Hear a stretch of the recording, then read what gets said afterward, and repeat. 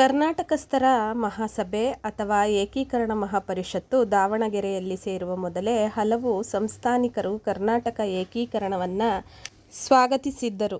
ಅವರುಗಳಲ್ಲಿ ಸೊಂಡೂರಿನ ಮಹಾರಾಜರು ಅಲ್ಲಿನ ಸಂಯುಕ್ತ ಶಾಸನಸಭೆಯಲ್ಲಿ 1/7/1949 ಭಾಷಾವಾರು ಪ್ರಾಂತ ರಚನೆಯ ಕಡೆ ನಮ್ಮ ಪಕ್ಷಪಾತವಿದೆ, ಅದರಲ್ಲಿಯೂ ಕರ್ನಾಟಕ ಪ್ರಾಂತ ರಚನೆಯ ಕಡೆ ಮುಖ್ಯವಾಗಿ ನಮ್ಮ ಮನಸ್ಸು ಎಳೆಯುತ್ತಿದೆ ಎಂದು ತಿಳಿಸಿದರು.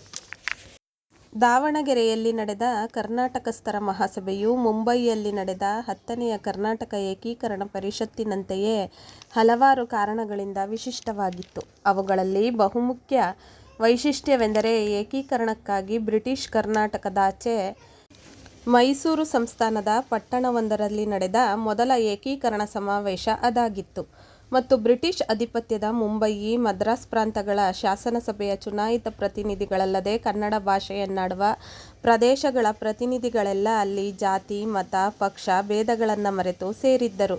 ಅದರಿಂದಾಗಿ ಕರ್ನಾಟಕ ಏಕೀಕರಣ ಚಳುವಳಿಗೆ ವಿಶೇಷ ಮಹತ್ವ ಲಭಿಸಿತು. ಕರ್ನಾಟಕ ಏಕೀಕರಣ ಚಳುವಳಿಯ ಇತಿಹಾಸದಲ್ಲಿ 1920-24 ಅಂತೆಯೇ 1946 ಬಹುಮುಖ್ಯವಾದ ವರ್ಷವಾಗಿದೆ. ಬೊಂಬಯಿಯಲ್ಲಿ ನಡೆದ 10ನೆಯ ಏಕೀಕರಣ ಪರಿಷತ್ತು, ದಾವಣಗೆರೆಯಲ್ಲಿ ನಡೆದ ಕರ್ನಾಟಕಸ್ಥರ ಮಹಾಸಭೆಗಳು ಆ ವರ್ಷದ ಪ್ರಮುಖ ಘಟನೆಗಳಾದವು.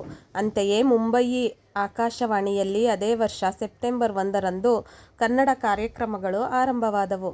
ಕಾರ್ಯಕ್ರಮದ ಉದ್ಘಾಟನೆಯನ್ನ ಮಾಡಿದ ಮುಂಬಯಿ ಪ್ರಾಂತದ ಮುಖ್ಯಮಂತ್ರಿಗಳಾದ ಶ್ರೀ ಬಾಲಾಸಾಹೇಬ್ ಗಂಗಾಧರ್ ಕೆ ರವರು ಕನ್ನಡದಲ್ಲೇ ಭಾಷಣ ಮಾಡಿದರು.